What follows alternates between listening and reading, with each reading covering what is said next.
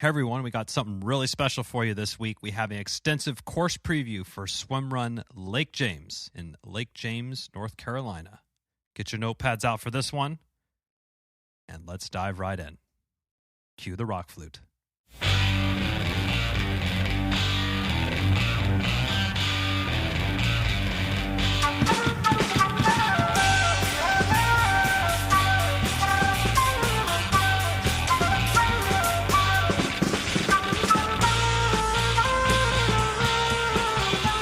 Welcome to the Low Tide Boyz, a swimrun podcast. I'm Chip. And I'm Chris, and this is episode 113 on the show. In this special episode, we are sharing our course preview for Swimrun Lake James. This race has been on our bucket list for a while. We're super stoked to be racing it this year. The theme of the year is very self-serving. All these podcasts are helping us, but we hope it's helping you as well. And as usual for these episodes, we're joined by some guests. We have race director Kristen Jeno, Purple Patch coach / race director / stud swimrunner John Stevens, and Mr. Swimrun himself, the most experienced swimrunner in the United States of America, maybe even North America. I think we can just safely say North America. The continent? I'm gonna say the hemisphere. I'm just gonna put it out there. Whoa. Putting it out Careful. there. Marcus Barton. So get your notepads out. Enjoy listening to our breakdown of this super fun race. Yes, so Swimrun Lake James takes place at the base of the Blue Ridge Mountains at Lake James State Park in North Carolina and offers long and short course race distances that are full of rolling terrain and beautiful / chilly lake waters. Yeah. Getting to Lake James is pretty straightforward. There's a couple airports there in the general area, including Charlotte and Asheville. The race begins and ends at Fonta Flora Whippoorwill Farm, just outside of the park entrance. But don't let that name fool you. The race also ends and begins at a local brewery called Fonta Flora. Yeah, so and it's like... it's a brewery. Yeah, exactly. They're trying to be super slick with their name, like, Farm. It's a wink, brewery. wink. Yeah. Brewery. Exactly. Yeah, so it seems pretty easy to get to. A lot of folks, including myself, are going to be flying out after the race on the same day. Should be doable. We'll see what happens. Not too much hanging out at Fonta Flora then. If you're leaving. Yeah, exactly. So getting to the course overviews. So the long course clocks in at around 4 miles of swimming and 15 miles of running. So 29 miles. 19. It could be 29 if you go the wrong way. 19 miles total. The course has 14 run sections and 13 swim sections, which we'll be doing an annotated breakdown a little bit later on. The swim sections range from literally 20 yards to 1,300 yards, and it's a unique and picturesque lake setting, so it's going to be fun. The short course is about 2.7 miles of swimming and 10 miles of running, so about 13 miles total. And this course will have 8 run sections and 7 swim sections. The swim sections range from 20 to 1,300 yards. And the run sections are 25 meters to 5.5 miles. This is all from their website, so it's not like I'm doing a lot of math here. I'm just getting it from their website. Well, thanks for consolidating it for everyone. It's super helpful. Sure.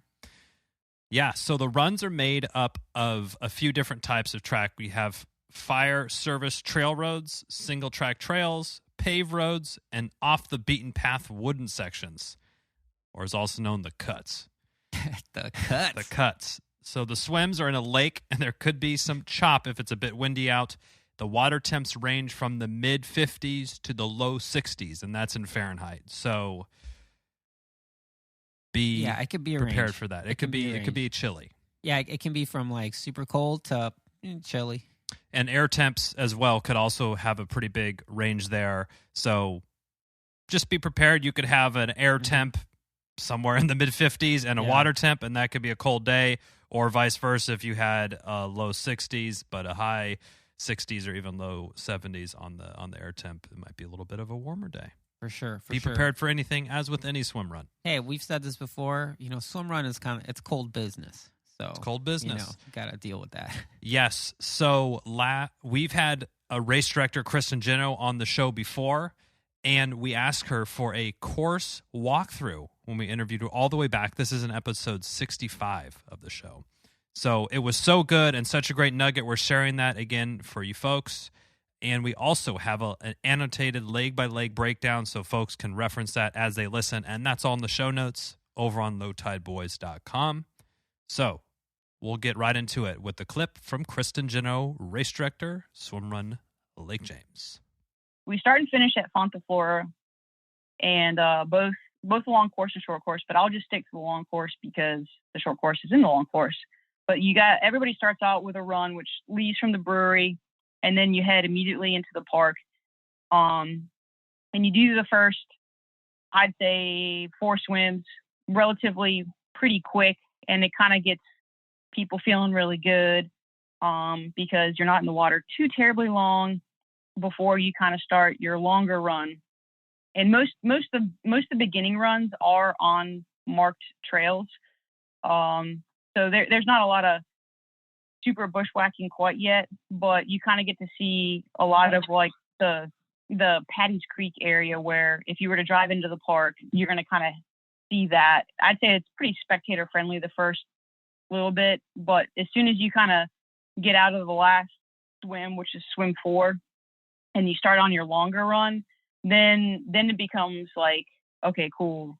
Now it's Swimrun Lake James, because you go on to like a gravel road, and then you hit the fire roads, and you're on the fire roads for a long time until you hit a long arm, which if you look at a map, you can kind of just see long arm just like this huge piece of land, like a peninsula that kind of sticks out. And you go down a gravel road, and then you kind of go off onto another, they call it a fire road, but like that's the section where like only we go. So there's a lot of like bushwhacking back there.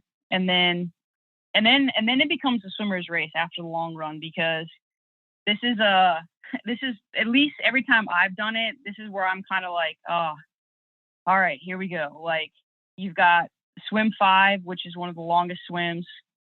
And then the islands are small islands. So you don't necessarily get to warm up as much as you want to before you're like right back in the water. And you hit 3 islands, and then you get to run like a little bit, I'd say like just shy of 2 miles. And then you've got a couple short swims, and then you run another couple miles, and then you've got the last swim, long swim.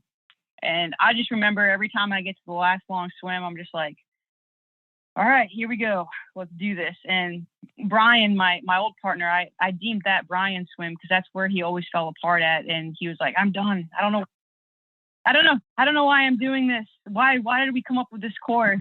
You know, you go through the whole team dynamic where you're like, man, you know, you're going to be all right. Just let's get in the water. Let's hammer this out. You know, we'll call this Brian swim. And then it takes you to what we call Half Mile Island, which is just like it used to be like an old logging island, because most of those islands out there are owned by Duke Energy. And then once you get after that last long swim and you get to Half Mile Island, like you're like, okay, cool, I can do this now. It's like, it is definitely a roller coaster of emotions in this race. Once you get, like I said, back kind of towards Patty's Creek, you'll essentially make your way back up to Fonta Flora. So you know, the long course is 14, a little like almost 15 miles. It really just depends on how you run it. And then the swim is just shy of, it's over 3.5. It's under 4. So again, like it depends on how you swim it. I mean, some of the longer swims, like it can get pretty windy out at Lake James. So like you can get blown around a bit. Yeah. So it just depends on how it all pans out for the teams. But it's a fun course. Well, that was super helpful. Again, that episode's great. Episode 65. You want to learn more about the history of Lake James, we definitely recommend folks listen to that one. Wanted to note that Kristen was talking about the long course, but the short course pretty much follows the same route until the end of the long run, which is leg 5, and then you sort of start heading back from there. So, you know, you can follow our leg-by-leg breakdown and just know when you go to run 5, you essentially bang a hard right, a couple more swims and a couple more runs, and you're done. Nice. Yeah. So if you're looking for the leg-by-leg breakdown, head on over to our site and in the show notes over on lowtideboys.com, and we have a full long course and short course leg-by-leg breakdown, every run, every swim, and we've even gone in there and noted anything note to put in there. Like, for example, run 1, it kind of gets to be a single track trail pretty quick. So if you don't want to get stuck in a bottleneck, you might want to think about that. So we got all sorts of great notes in there. We also have the cutoff times. For the long course, there's 3 cutoff times, not including the finish. And on the short course, there is 2 cutoff times, not included the finish. So if you're concerned about those, head on over to lowtideboys.com and check all that stuff out there. Yeah. So should we talk about what people should do to train for this? How do you get ready to do Swimrun Lake James? I know. Yeah, right. And as with any swim run, every course is different and requires athletes to prepare as best as they can for the demands of that course, because who knows what it's going to present them. We asked our friend, endurance coach, and stud swim runner, John Stevens, to share with us how he would approach training for this race and what workouts he would recommend for folks that are going to do this to prepare for the unique challenges that this race presents. And honestly, like, John, he's just the guy I call for everything. He's just got this stuff. He's done all these races. He's super experienced. He's won them all. Knowledgeable. You know, it's puts just them like, on. Puts he them knows on. what it takes to put one on and what makes a good one. So exactly. Without further ado, let's pass it on over to Coach John Stevens. Thank you, Chipper and Chris, for having me on and to talk about Lake James, Swimrun Lake James, the course, how to prepare for it, as well as some of the challenges that you're going to face out there. Now, right off the bat, just let me say that I love this course. This course plays to my strength a lot, which is swimming. So with that, one of the first things I'll say right away is you need to prepare for a lot of swimming. And so you're probably going to want to up your swim volume in preparation for this race. You've got some longer swim, 700, 800, 1300, 1600, and some of those coming later in the race as well. And so you're going to want to be ready to handle that type of swim volume. So, as opposed to some of the other races that may have a little bit less swimming, this one's on the higher end. I think 6,200 total yards of swimming for this. So be prepared to handle that. And now, with that, obviously, there's still going to be a good amount of running. But I think one of the big challenges with this course, from the run side of it, is you do have these series of short runs, both early in the race as well as later in the race. And with that, we're talking, you're out of the water, you're right back in the water, 0.3 miles, 0.08, 0.5, 0.05. There's some pretty quick, time on your feet in between those. And with that can be a little bit discombobulating, all that in and that out. And I think obviously with this, transitions are going to be pretty key in preparation for this, and fast transitions. And this idea too, you're also going to be out of the water for just a few minutes and then right back in again. And so, obviously the ideal way to prepare for doing a lot of transitions is to go do a lot of transitions.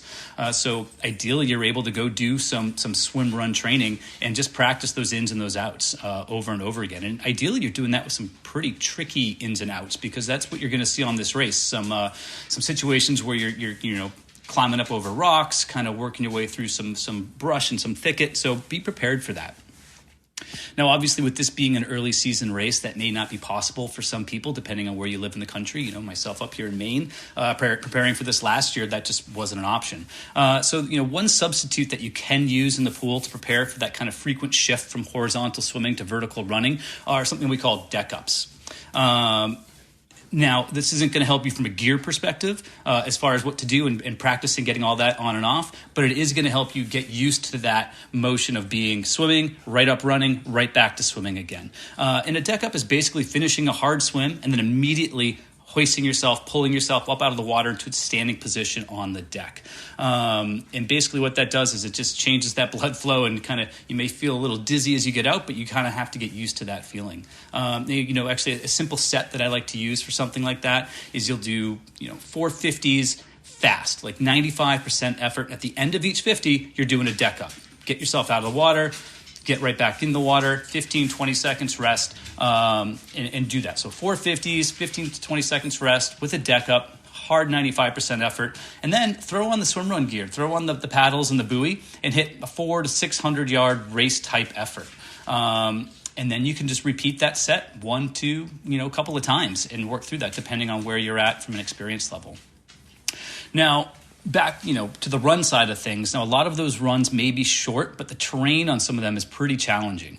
And you've got a little bit of fire road. You've got a little bit of, single track, and you've got some straight up bushwhacking. So be prepared for that. Hit the trails, mix in some hill work as well, because there is going to be a little bit of elevation gain with this race. And as far as kind of approaching some of that elevation gain and a harder running workout, there is kind of a run set that I like to do a lot, and it's pretty similar in setup to that swim set that I just mentioned. But basically what you're doing is you're going in, you're going to, after a good warm up, hit 4 to 6 times, 30 seconds, very hard uphill. And then once you're at the top, you can do one of two things. You can kind of take a couple seconds, turn around, and hit a really hard downhill effort to kind of pound the quads a little bit. Or you can just cruise it down as a recovery down, take about a minute rest on the bottom. And then after those, you go right into maybe an 8 to 10 minute tempo run. And you want to do that tempo run at about a threshold effort. And then take a little rest. And again, just like that swim set, you can go through that another time if you're kind of a little bit more on the higher volume side of things for it. Speaking again of the run, this race, despite those short runs that I mentioned, does throw in one big long run, about 7.5 miles, right smack in the middle. So now you have to be able to switch up from those shorter and likely faster runs into this longer, kind of tougher effort. And this is where you're going to see most of the elevation gain. So understand how long that run's probably going to take you. Like I said, 7.5 miles. So how long are you going to be on your feet for that run? And be prepared to be sustaining that type of movement for that long, especially right in the middle of the race and dealing with that elevation gain and that elevation loss. Now, with that run, what makes this section of the course even more challenging is that you go right from that long run into the longest swim of the day. So 1,600 yards right after the end of that 7.5 miles of running. And so as you finish up that run, start kind of preparing your arms to get back into the water and do some work. They've been kind of hanging out by your side for the most part, gentle swinging. So get in some big arm swings if you can. Try to get the blood flowing back into the shoulders a little bit and prepare yourself to put on the paddles and do a long section of work. Now, one last possible challenge that you could face with this race is temperature. Now, there's no way of telling what it's going to be like on race day, or is it going to be like it was last year, or is it going to be totally different? You never know. But there is that possibility that it could be a cold day, which it was last year. Cold water and cold air. And so I know my partner Lars and I each kind of reached that point a few times in the race where you're getting block hands, right? You can't really use your fingers, and it gets difficult to put goggles on and off. And so, if you don't normally use arm sleeves, this may be one to think about using arm sleeves for, and be ready to use those. And how are you? Is it easy to get them on? Is it easy to get them off? Particularly in that long run, you might not want them on for all of that. So prepare for that cold and be ready, because that could be that one last added challenge that you have to deal with. Overall, as I said, this is an amazing course, and it's a lot of fun. And I think, those in and outs on the short run transitions kind of just switch things up and add a neat little challenge. And I think it's a really great race. So be ready to swim a lot, have a number of quick transitions, and hit the trails. Deck ups. You heard it here, folks. You heard it here, folks. Got to do deck ups. John just dropped a ton of knowledge about the importance of getting ready for all the swimming, the quick transitions, and dealing with the terrain on the runs, and and the possibility of cold water, cold temps. But yeah. I mean, that was a master class in preparing for this race, I think. That was, and I think I'm going to take a little bit of learnings from Orcas Island on a couple of those. The two big runs there were chunked by some smaller swims, maybe only 200 or 300. So you didn't get a big recovery time, and I remember not really taking that into account on how my run legs would be feeling. Like, I didn't get a 15-20 minute recovery in the water. I got like 3 minutes, right? And so that on top of everything else. It's something to think about. I mean, you and I have been talking about how the meat and potatoes is basically that 7.7 mile run, which is followed immediately by 1,600 yard swim. So basically, like that's a mile the work swim right there. Yeah, like if you need to be fit to be able to manage those well, because that's going to make or break your race in terms of you just want to get through that. Yeah, that's the hump to get over. But and then it kind of really gets short and choppy in between the swims and the runs, like John was talking about. But there's still a couple big swims there at the end. Yeah, so as usual with these shows, we always want to get some race tips. We want to hear from some folks who've done the race before, especially because we haven't. And obviously, we can't think of a better person than the person who's raced every single Swimrun Lake James event that's happened and is the most experienced, say it again, the most experienced swim runner in our hemisphere. And we're talking about Marcus Barton. So just let him go at it. Take away, Marcus.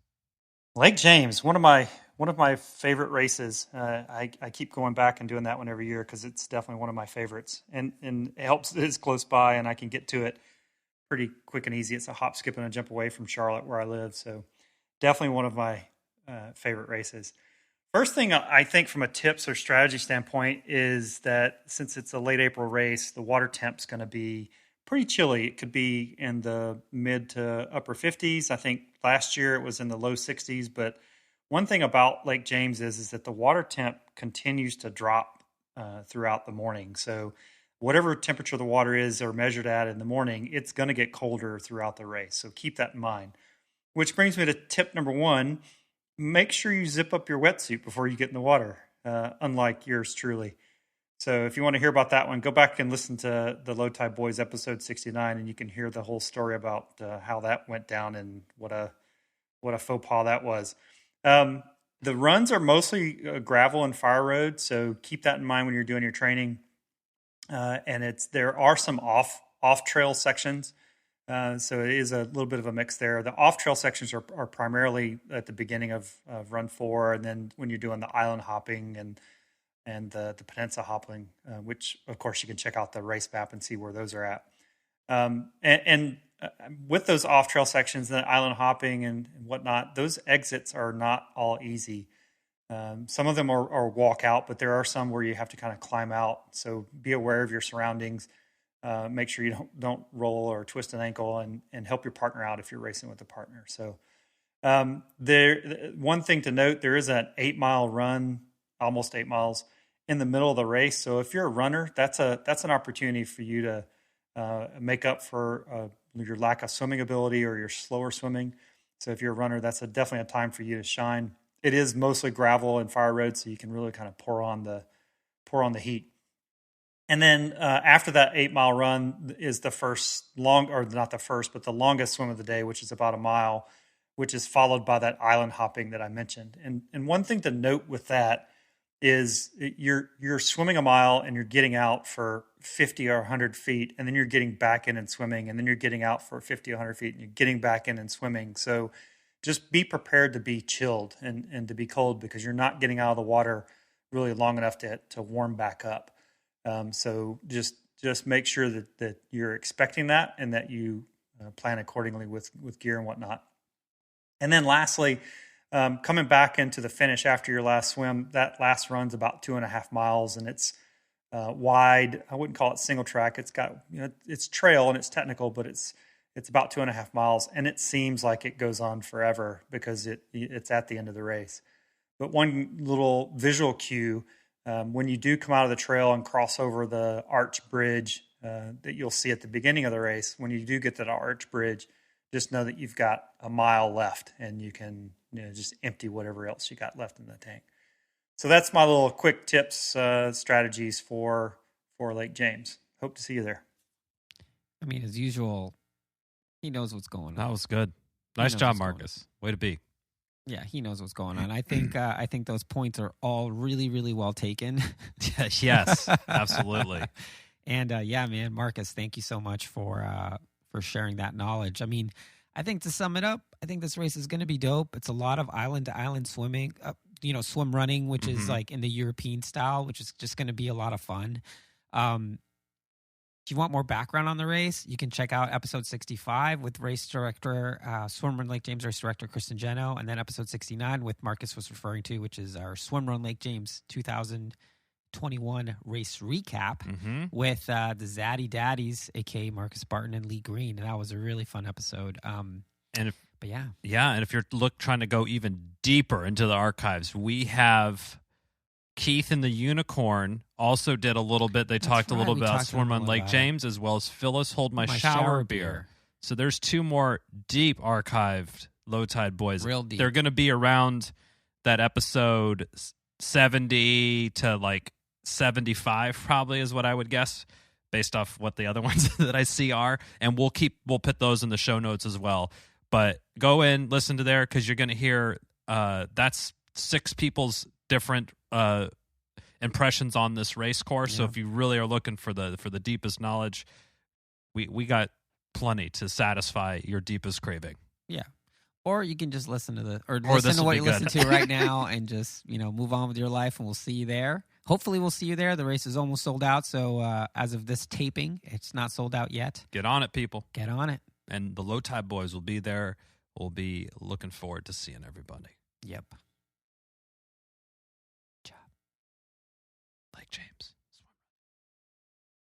Well, that's it for this week's episode. Thanks so much for listening to the show. Make sure to subscribe wherever you listen to podcasts and leave a review, since that's the best way to help other people discover the show and the sport of swim run.